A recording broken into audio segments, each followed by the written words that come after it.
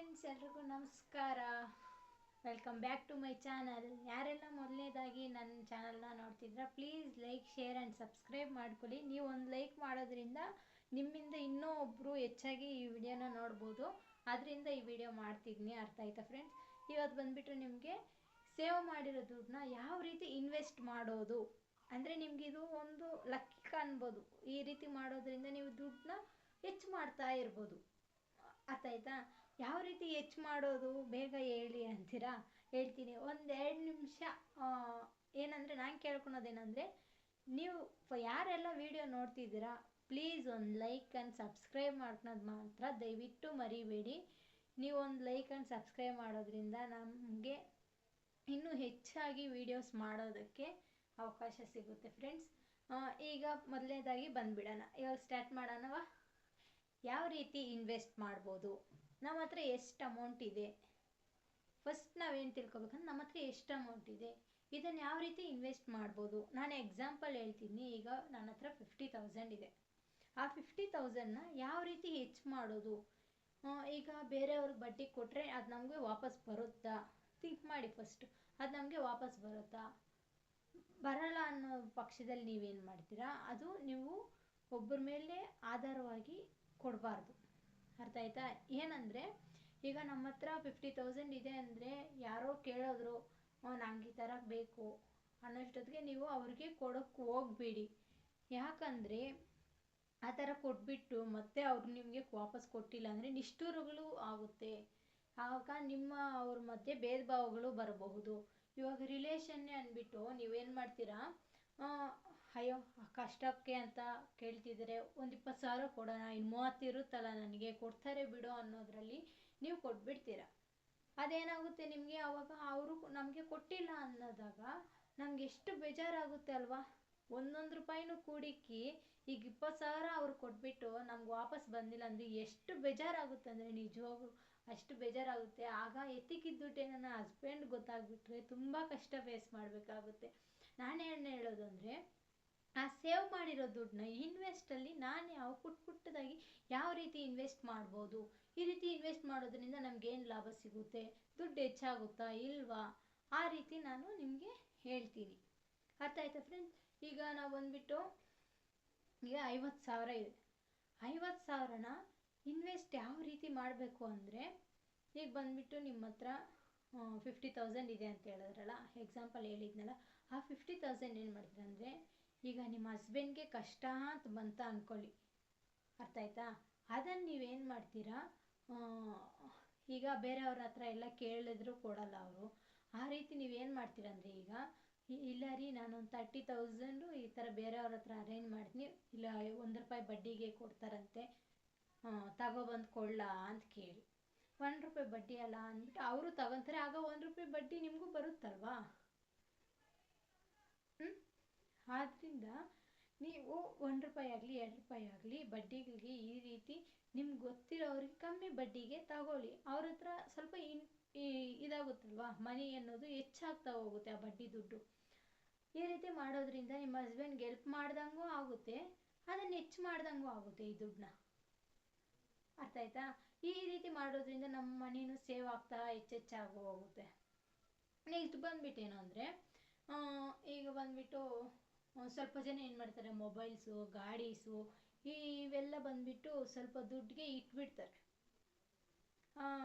ನಾವು ಗಾಡಿ ಕೊಡ್ತೀವಿ, ಇಟ್ಬಿಟ್ಟು ನಮ್ಗೆ ಸ್ವಲ್ಪ ಅಮೌಂಟ್ ಕೊಡಿ, ಮತ್ತು ಆ ದುಡ್ಡು ಕೊಟ್ಟಾಗ ನಮ್ಮ ಗಾಡಿ ವಾಪಸ್ ತಗೊತೀವಿ ಅನ್ನೋರು ಇದ್ದಾರೆ. ಇಲ್ಲ ಮೊಬೈಲ್ ಕೊಟ್ಬಿಟ್ಟು ಸ್ವಲ್ಪ ದುಡ್ಡು ಕೊಟ್ಬಿಟ್ಟು ಮತ್ತೆ ವಾಪಸ್ ತಗೊಳೋರು ಅವರೇ. ಈ ಥರ ಏನಾಗುತ್ತೆ ಅಂದರೆ, ಇವಾಗ ಒಂದು ಬೈಕ್ ತಗೊಂಡ್ರು ಅನ್ಕೊಳ್ಳಿ, ಒಂದು ಬೈಕ್ನ 50,000 ಇದೆ ಅಂದರೆ ಅವರು ಆ ಗಾಡಿ ಇನ್ವೆಸ್ಟ್ಮೆಂಟ್ ಎಷ್ಟಾಗುತ್ತೆ ಅದು ನಾವು ಅವರು ಬಿಡಿಸ್ಕೊಂಡಿಲ್ಲ ಅಂದರೆ ಮಾರಿದ್ರು ನಮ್ಮ ಅಸಲು ಬಂದು ಲಾಭ ಬರುತ್ತೆ ಅನ್ನೋ ಪಕ್ಷದಲ್ಲಿ ನೀವು ಅದನ್ನು ಇಟ್ಕೊಳ್ಳಿ. ಅದನ್ನು ಇಟ್ಕೊಂಡ್ಮೇಲೆ ನೀವೇನು ಮಾಡಬೇಕಂದ್ರೆ, ಮಿಸ್ ಮಾಡದೆ ಅದ್ರ ಡಾಕ್ಯುಮೆಂಟ್ಸು, ಅದ್ರ ಮೇಲೆ ಏನಾರ ಕೇಸುಗಳವ ಎಲ್ಲ ನೋಡ್ಕೊಳ್ಳಿ. ಅಂದರೆ ನೀವು ಏನು ಮಾಡಬೇಕಂದ್ರೆ, ಡಾಕ್ಯುಮೆಂಟ್ಸ್ ಕರೆಕ್ಟಾಗಿದೆಯಾ, ಇವ್ರ ಹೆಸರಲ್ಲೇ ಪಕ್ಕ ಇದೆಯಾ, ಇದೆ ಅನ್ನೋ ಪಕ್ಷದಲ್ಲಿ ಮಾತ್ರ ನೀವು ಆಗ ಬೈಕನ್ನಾಗಲಿ ಮೊಬೈಲನ್ನಾಗಲಿ ಕರೆಕ್ಟಾಗಿ ಇಟ್ಕೋಬೇಕು. ಯಾಕಂದರೆ ಇವಾಗ ಮೊಬೈಲ್ ತೊಗೊಂಡಿರ್ತಾರೆ, EMI ಸ್ವಲ್ಪ ಕಟ್ಟಿರ್ತಾರೆ, ಕಷ್ಟ ಅಂತ ಬಂದುಬಿಟ್ಟಿರುತ್ತೆ. ಆ ಮೊಬೈಲ್ ನಿಮ್ಮ ಹತ್ರ ಇಟ್ಬಿಟ್ಟಿದ್ದೇನೋ ಅವ್ರು ಏನು ಮಾಡ್ತಾರೆ ಅಂದರೆ ಅಮೌಂಟನ್ನು ತಗೊಂಡ್ಬಿಟ್ಟು ಇನ್ವೆಸ್ಟ್ ನಮ್ಮ ಹತ್ರ ನಮಗೇನು ಮೊಬೈಲ್ ಬೇಡ ಅಂತ ಹೇಳ್ಬಿಡ್ತಾರೆ. ಆವಾಗ ನೀವೇನು ಮಾಡೋದು, ಆ ಮೊಬೈಲ್ ದುಡ್ಡನ್ನೆಲ್ಲ ಇ ಎಮ್ ಐಗೆ ನೀವು ಕಟ್ಟೋಕ್ಕಾಗುತ್ತಾ, ಆಗಲ್ವಲ್ಲ. ಅದರಿಂದ ನೀವೇನು ಮಾಡ್ತೀರ ಅಂದರೆ ಫಸ್ಟ್ ಎಲ್ಲ ವಿಚಾರಿಸ್ಕೊಂಡು ಆಮೇಲೆ ನೀವು ದುಡ್ಡನ್ನು ತಗೊಳ್ಳಿ. ಯಾಕಂದರೆ ಈಗ ಗಾಡಿಗಳಿಗೆಲ್ಲ ಒಂದು 2%, 2.5% ಈ ಥರ ಗಾಡಿಗಳೆಲ್ಲ ಇಟ್ಕೊಂಡ್ಬಿಟ್ಟು ಮನಿ ಅನ್ನೋದು ಕೊಡ್ತಾರೆ. ಆದಮೇಲೆ ಇವಾಗ 50,000 ಕೊಟ್ಟರೆಗನ 2% ಬಡ್ಡಿ ಹಾಕ್ಬಿಟ್ಟು ತಗೊತಾರೆ. ಅರ್ಥ ಆಯ್ತಾ? 2% ಬಡ್ಡಿ ನಿಮ್ಗೆ ಏನಾಗೈತು, 50,000ಕ್ಕಿಂತ ಹೆಚ್ಚಾಗಿ ಬಡ್ಡಿ ತಿಂಗಳು ಬಡ್ಡಿ ಬರುತ್ತೆ. ಅವರು ಗಾಡಿ ಬಿಡಿಸ್ಕೊಂಡಿಲ್ಲ ಅಂದರೆ ಗಾಡಿನೂ ನಮ್ಮದೇ ಆಗುತ್ತೆ. ಮಾರಿದ ಮೇಲೆ ಆ ದುಡ್ಡಾಗ ಸ್ವಲ್ಪ ಲಾಭನೂ ಬರುತ್ತೆ. ಅವಾಗೇನಾಗುತ್ತೆ, ನಮ್ಮ ದುಡ್ಡು ಹೆಚ್ಚಾದಂಗೆ ಆಗುತ್ತಲ್ವಾ. ಈ ರೀತಿ ಮಾಡೋದ್ರಿಂದನೂ ಸಹ ನಮ್ಮ ದುಡ್ಡು ಹೆಚ್ಚಾಗುತ್ತೆ ಮತ್ತು ಬಂದ್ಬಿಟ್ಟು ಸೇವ್ ಮಾಡ್ದಂಗೂ ಆಗುತ್ತೆ. ಅರ್ಥ ಆಯ್ತಾ ಫ್ರೆಂಡ್? ಈ ರೀತಿ ಇನ್ವೆಸ್ಟ್ ಮಾಡೋದ್ರಿಂದ ನಮ್ಗೆ ಏನಾಗುತ್ತಂದರೆ ಮನಿ ಹೆಚ್ಚಾಗ್ತಾ ಆಗ್ತಾ ಆಗ್ತಾ ನಾವು ಇನ್ನೂ ಸೇವ್ ಮಾಡಬೇಕು. ಈ ರೀತಿ ಸೇವ್ ಮಾಡ್ತಿದ್ರೆ ಇನ್ನೂ ನಾವು ಮುಂದೆ ಏನು ಬೇಕೋ ಅದನ್ನು ಗೋಲ್ನ ರೀಚ್ ಆಗ್ಬೋದು. ಯಾವ ಗೋಲ್ ನಾವು ಅಂದ್ಕೊಂಡಿರ್ತೀವೋ, 4 ಜನರ ಮುಂದೆ ನಾವು ಯಾವ ರೀತಿ ಬದುಕಬೇಕು, ಕಷ್ಟಪಟ್ಟು ಯಾವ ರೀತಿ ದುಡಿದು ಮೇಲೆ ಬರಬೇಕು ಅಂದ್ಕೊಂಡಿದ್ದೀರೋ, ಈ ರೀತಿ ಮಾಡೋದ್ರಿಂದ ನಾವು ಖಂಡಿತವಾಗ್ಲೂ ಮನಿ ಅನ್ನೋದು ಹೆಚ್ಚಾಗಿ ಇನ್ವೆಸ್ಟ್ ಮಾಡ್ಬೋದು. ಇವಾಗ ಇರೋ ಅಮೌಂಟ್ನ ಹೆಚ್ಚಾಗಿ ಸೇವ್ ಮಾಡ್ಬೋದು. ನೆಕ್ಸ್ಟ್ ಬಂದ್ಬಿಟ್ಟು ಏನಂದರೆ, ಈಗ ನಿಮ್ಮ ಹತ್ರ 1,00,000 ರೂಪಾಯಿ ಇದೆ, 2 ಲಕ್ಷ ಇದೆ ಅನ್ನೋರು ಆ 2 ಲಕ್ಷ ದುಡ್ಡನ್ನು ನೀವು ಬಂದುಬಿಟ್ಟು ಒಂದು ಸೈಟ್ ತಗೊಂಬಿಡಿ. ಸ್ವಲ್ಪ ಜನ ಏನು ಮಾಡ್ತಾರಂದರೆ, ನಮ್ಮ ಹತ್ರ ಇರೋದು 50,000ನೇ ಅಲ್ವಾ, ಏನು ಮಾಡೋದು ಅಂತ ಸ್ವಲ್ಪ ಜನ ಏನು ಮಾಡ್ತಾರೆ ಅಂದರೆ, ನಮ್ಮ ಹತ್ರ ಒಂದು 2 ಲಕ್ಷ ಇದೆ, ಅದನ್ನು ಯಾವ ರೀತಿ ಇನ್ವೆಸ್ಟ್ ಮಾಡೋದು ಅನ್ಕೊಂತಾರೆ. ಕಮ್ಮಿ ಹಳ್ಳಿ ಸೈಡ್ ಆದರೆ ಕಮ್ಮಿ ರೇಟ್ಗೆ ಒಂದು 2-3 ಲಕ್ಷದೊಳಗಡೆ ಒಂದು ಸೈಟ್ ಸಿಗುತ್ತೆ. ಆ ಸೈಟ್ನ ತೆಗೆದುಬಿಟ್ಬಿಡಿ. ಅದೇನಾಗುತ್ತೆ, ಹೆಚ್ಚಾಗ್ತಾ ಹೋಗುತ್ತೆ ಜಮೀನು ರೇಟು. ಅರ್ಥ ಆಯ್ತಾ? ಈ ಜಮೀನು ರೇಟ್ ಹೆಚ್ಚಾಗ್ತಾ ಹೋದಾಗ ಅವಾಗೇನಾಗುತ್ತೆ, ನಮ್ಮ ದುಡ್ಡು ಸೇವ್ ಆದಂಗೆ ಆಗುತ್ತೆ, ಹೆಚ್ಚಾದಂಗೆ ಆಗುತ್ತೆ. ಅದರಿಂದ ಹೇಳೋದು, ಈ ಥರ ಒಂದು ಜಮೀನಾಗಲಿ ಇಲ್ಲ ಒಂದು ಗೋಲ್ಡ್ ತಗೊಂಬಿಡಿ. ಅರ್ಥ ಆಯ್ತಾ? ಈ ರೀತಿ ಜಮೀನ್ ಮೇಲೆ ಇನ್ವೆಸ್ಟ್ ಮಾಡಿದಾಗ ನಮಗೂ ಸಹ ಸ್ವಲ್ಪ ಜಮೀನಿದೆ ಪಕ್ಕ ನಮ್ಮ ಹೆಸರಿನಲ್ಲಿದೆ, ಏನು ಪ್ರಾಬ್ಲಮ್ ಏನಿಲ್ಲ, ಆರಾಮಾಗಿ ದುಡ್ಡು ಇನ್ವೆಸ್ಟ್ ಮಾಡ್ದಂಗೂ ಆಗುತ್ತೆ. ಅದ್ರ ಮೇಲೆ ಡಿಪೆಂಡ್ ಆಗಿ ನಮಗೆ ಬಡ್ಡಿನೂ ಸಹ ಬರುತ್ತೆ. ಅರ್ಥ ಆಯ್ತಾ? ಈಗ ಮಾರಿದ ಮೇಲೆ ಒಂದು 3 ಲಕ್ಷ ಇನ್ವೆಸ್ಟ್ ಮಾಡಿ ತಗೊಂಡಿರ್ತೀರ, ಅದು ಒಂದು 2-3 ವರ್ಷ ಬಿಟ್ಕೊಂಡು ನೀವು 1 ಲಕ್ಷ ಜಾಸ್ತಿ ಆಗಿರುತ್ತೆ. ಹೋಗ್ಬೇಕು ಅಂದರೆ ಮಾರ್ಕೊಂಡ್ರೆ 4 ಲಕ್ಷ ಆಯ್ತಲ್ವಾ, ಆ 1 ಲಕ್ಷ ಸೇವ್ ಆದಂಗೆ ಆಯ್ತಲ್ವಾ ನಿಮಗೆ. ಆ ರೀತಿ ಮಾಡೋದ್ರಿಂದನೂ ಸಹ ನಮಗೆ ದುಡ್ಡು ಅನ್ನೋದು ಸೇವ್ ಆಗುತ್ತೆ. ಅರ್ಥ ಆಯ್ತಾ? ನೆಕ್ಸ್ಟ್ ಬಂದುಬಿಟ್ಟು ನಾವು ನಿಮ್ಮ ಹತ್ರ ಒಂದು 50,000 ಫಸ್ಟ್ ಏನಂಕಂಡಿದ್ರೆ ಆ 50,000ಗೆ ಬರೋಣ. ಈಗ 50,000 ಇದೆ, ಗ್ರಾಮ್ ಎಷ್ಟಿದೆ ಈಗ ಥಿಂಕ್ ಮಾಡಿ. ಗ್ರಾಮ್ ಎಷ್ಟಿದೆ ಅಂದ್ಬಿಟ್ಟು ಥಿಂಕ್ ಮಾಡಿಬಿಟ್ಟು ನೀವು ನನಗೇನು ಚೈನ್ ಬೇಕು ಆ ಥರ ನೀವು ಥಿಂಕ್ ಮಾಡಿದ್ದೀರಾ, ಗೋಲ್ಡ್ ಕಾಯಿನ್ ತೊಗೊಂಬಿಡಿ. ಪ್ಯೂರ್ ಗೋಲ್ಡ್ ಕಾಯಿನ್ 916 ಹಾಲ್ಮಾರ್ಕ್ದು ಗೋಲ್ಡ್ ಕಾಯಿನ್ ತೊಗೊಳ್ಳಿ. ಆ ಥರ 50,000 ಗೋಲ್ಡ್ ಕಾಯಿನ್ ತಗೊಂಡ್ಬಿಟ್ರೆ ಅದು ಗೋಲ್ಡು ಹೆಚ್ಚಾಗುತ್ತೆ ಹೊರತು ಕಮ್ಮಿ ಆಗಲ್ಲ. ಅಂದರೆ ಕಮ್ಮಿ ಆಗುತ್ತೆ, ಹೆಚ್ಚಾಗೋದೇ ವಿನಃ ಅದು ಲಾಸ್ ಏನಿಲ್ಲ. ಗೋಲ್ಡಲ್ಲೂ ಸಹ ಇನ್ವೆಸ್ಟ್ ಮಾಡೋದ್ರಿಂದ ನೀವು ಬಂದುಬಿಟ್ಟು ಅದಕ್ಕೆ ನೀವು ಗೋಲ್ಡೂ ಸಹ ಇನ್ವೆಸ್ಟ್ ಮಾಡ್ಬೋದು. ಈ ಥರ ಮಾಡೋದ್ರಿಂದ ಇವಾಗ ಹೆಚ್ಚಾದಾಗ ನಮಗೆ ಅಂದರೆ ಏನೋ ಒಂದು ಪ್ರಾಬ್ಲಮ್ ಬಂದಾಗ ಇಲ್ಲ ಹುಷಾರಿಲ್ದಿದ್ದಾಗ ಒಬ್ಬನ ಕೇಳಿದ್ರೆ ಅವ್ರು ನಮ್ಗೆ ದುಡ್ಡು ಕೊಡೋಲ್ಲ. ಯಾಕಂದರೆ ತಕ್ಷಣ ಕೇಳಿದ್ರೆ ಯಾರೂ ಕೊಡೋಲ್ಲ. ಅರ್ಥ ಆಯ್ತಾ? ಅದಕ್ಕೆ ನಮ್ಮ ಹತ್ರ ಸ್ವಲ್ಪ ಗೋಲ್ಡ್ ಅನ್ನೋದು ಸೇವ್ ಮಾಡಿಕೊಂಡಿರೋ ದುಡ್ಡಾಗಲಿ ಇಲ್ಲ ಗೋಲ್ಡ್ ಆಗಲಿ ಇದ್ರೆ ಅಡಮಾನ ಇಟ್ಬಿಟ್ಟು ಬಂದುಬಿಟ್ಟು ನಮ್ಮ ಯಾರಿಗೂ ಹುಷಾರಿಲ್ಲ ಅವ್ರನ್ನೂ ತೋರಿಸ್ಕೋಬೋದಲ್ಲ. ಈ ರೀತಿ ಮಾಡೋದ್ರಿಂದ ಏನಾಗುತ್ತೆ, ನಮಗೆ ಅಂಗಾಯಕ್ಕೆ ಆಗುತ್ತಲ್ವ ಸ್ವಲ್ಪ ಅಮೌಂಟ್ ಅನ್ನೋದು. ಈ ರೀತಿ ಮಾಡೋದ್ರಿಂದ ನಮಗೂ ಸಹ ಅದು ಹೆಚ್ಚು ಮಾಡೋದಕ್ಕೂ ಆಗುತ್ತೆ ಅಮೌಂಟ್ನ. ಅರ್ಥ ಆಯ್ತಾ?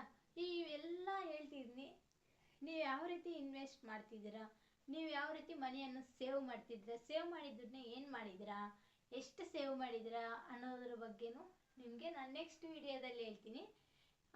ಹಾಗೆ ಮತ್ತೆ ಬಂದುಬಿಟ್ಟು ನಿಮಗೆ ಯಾವ ಥರ ವೀಡಿಯೋಸ್ ಬೇಕು, ಯಾವ ಥರ ಟಿಪ್ಸು ಬೇಕು ಅನ್ನೋದನ್ನು ನನಗೆ ಕಾಮೆಂಟಲ್ಲಿ ತಿಳಿಸ್ಕೊಡಿ. ನೀವು ಕಾಮೆಂಟ್ ಮಾಡಿದ್ರೆ ನಾನು ಯಾವ ಥರ ವೀಡಿಯೋಸ್ ಮಾಡ್ಬೋದು ಅನ್ನೋದನ್ನು ಸಹ ನಂಗೆ ಗೊತ್ತಾಗುತ್ತೆ. ಈಗ ಬಂದುಬಿಟ್ಟು ಇಷ್ಟೇ ಫ್ರೆಂಡ್ಸ್, ನೀವು ಆರಾಮಾಗಿ ಸಿಂಪಲ್ಲಾಗಿ ಮನೆಯಲ್ಲಿ ಇನ್ವೆಸ್ಟ್ ಮಾಡ್ಬೋದು. ಅರ್ಥ ಆಯ್ತಾ? ನಿಮ್ಮ ಹತ್ರ ಇರೋ ಅಮೌಂಟ್ನ ಹೆಚ್ಚು ಮಾಡ್ಬೋದು. ಅರ್ಥ ಆಯ್ತಾ? ಯಾವ ರೀತಿ ನಮ್ಮ ದುಡ್ಡನ್ನ ಎರಡರಷ್ಟು ಮಾಡ್ಬೋದು ಅನ್ನೋದನ್ನು ಇವತ್ತು ನಿಮಗೆ ತಿಳಿಸ್ಕೊಟ್ಟಿದ್ದೀನಿ. ಇಷ್ಟೇ ಫ್ರೆಂಡ್ಸ್, ಸಿಂಪಲ್ಲಾಗಿ ನೀವು ಅಂದರೆ ಮೈನ್ ಪಾಯಿಂಟು ಏನು ಅಂದರೆ, ನೀವು ಎತ್ತಿಡಿರೋ ದುಡ್ಡನ್ನು ನಿಮ್ಮ ಅಕ್ಕಪಕ್ಕದಲ್ಲೇ ಆಗಲಿ, ನಿಮ್ಮ ರಿಲೇಷನ್ಸ್ಗೆ ಆಗಲಿ, ಯಾರಿಗೂ ಸಹ ಹೇಳಕ್ಕೆ ಹೋಗಬೇಡಿ. ಯಾಕಂದರೆ ಈ ಮಾತು ಹೇಳ್ತಿದ್ದೀನಿ, ಫಸ್ಟಲ್ಲಿ ಹೇಳ್ಬೇಕಾಗಿತ್ತು, ನಾನು ಯಾಕೆ ಲಾಸ್ಟಲ್ಲಿ ಹೇಳ್ತಿದ್ದೀನಿ ಅಂದರೆ, ಈ ದುಡ್ಡನ್ನ ನೀವು ಎತ್ತಿಕ್ಕಿದಿರೋದನ್ನು ನಿಮ್ಮ ಅಕ್ಕಪಕ್ಕದಾಗೆ ಆಗಲಿ, ನಿಮ್ಮ ರಿಲೇಷನ್ ಅವ್ರಿಗೆ ಆಗಲಿ ಹೇಳಿದ್ದಲ್ಲಿ ಅವ್ರು ಏನು ಮಾಡ್ತಾರೆ, ನಿಮ್ಮ ಹತ್ರ ದುಡ್ಡಿದೆಯಲ್ವಾ, ನಂಗೆ ಸ್ವಲ್ಪ ಕೊಡಿ, ಈ ಥರ ಎಮರ್ಜೆನ್ಸಿ ಬಂದಿದೆ ಅಂತ ಕೇಳ್ತಾರೆ. ಅವಾಗ ನೀವೇನೋ ಕೊಟ್ಟಿಲ್ಲ ಅಂದರೆ ಅಲ್ಲಿ ನೀವು ನಿಷ್ಠೂರ ಆಗ್ತೀರಾ. ತಪ್ಪದಿರ ಇದನ್ನು ಮರಿಲೇಬೇಡಿ. ಯಾರ ಹತ್ರನೂ ಸಹ ಈ ವಿಷಯವನ್ನು, ದುಡ್ಡಿನ ವಿಷಯವನ್ನು, ನೀವು ಬಚ್ಚಿಕ್ಕಿರೋ ದುಡ್ಡನ್ನ ಯಾರಿಗೂ ಸಹ ಹೇಳ್ಬೇಡಿ. ನಿಮ್ಮ ಗಂಡನ ಸಹ ಹೇಳಕ್ಕೆ ಹೋಗಬೇಡಿ. ಇನ್ವೆಸ್ಟ್ ಮಾಡೋದು ಹೆಚ್ಚು ಮಾಡ್ತಾ ಹೋಗಿ, ಕಷ್ಟ ಅಂತ ಬಂದಾಗ ನಿಮ್ಮ ಗಂಡನ ಕೊಡಿ, ಆವಾಗ ನೀವು ಇಲ್ಲಿಕ್ತಾರೆ ಅವರು. ನಿಜವಾಗ್ಲೂ ಹೇಳ್ತಿದ್ದೀನಿ, ನೀವು ಯಾರ ಹತ್ರನೂ ಆಗಲಿ ದುಡ್ಡಿದೆ ನನ್ನ ಹತ್ರ ಅನ್ನೋದ್ರಲ್ಲಿ ಮಾತ್ರ ಬಾಯಿ ಬಿಚ್ಚಕ್ಕೆ ಹೋಗಬೇಡಿ. ಓಕೆ ಫ್ರೆಂಡ್ಸ್, ಈ ವಿಡಿಯೋ ಖಂಡಿತವಾಗ್ಲೂ ನಿಮಗೆ ಇಷ್ಟ ಆಗಿದೆ ಅಂದ್ಕೊಂಡಿದ್ದೀನಿ. ಇಷ್ಟ ಆಗಿದರೆ ಒಂದು ಲೈಕ್ ಆ್ಯಂಡ್ ಸಬ್ಸ್ಕ್ರೈಬ್ ಮಾಡೋದನ್ನು ಮರಿಬೇಡಿ. ಹಾಗೆ ಬಂದುಬಿಟ್ಟು ನನ್ನ ಚಾನಲ್ನ ಸಪೋರ್ಟ್ ಮಾಡಿ ಹೀಗೆ ಅಂದ್ಬಿಟ್ಟು ಮುಂದಿನ ವಿಡಿಯೋದಲ್ಲಿ ಮೀಟ್ ಆಗೋಣ. ಓಕೆ ಫ್ರೆಂಡ್ಸ್, ಬಾಯ್ ಬಾಯ್, ಟೇಕ್ ಕೇರ್.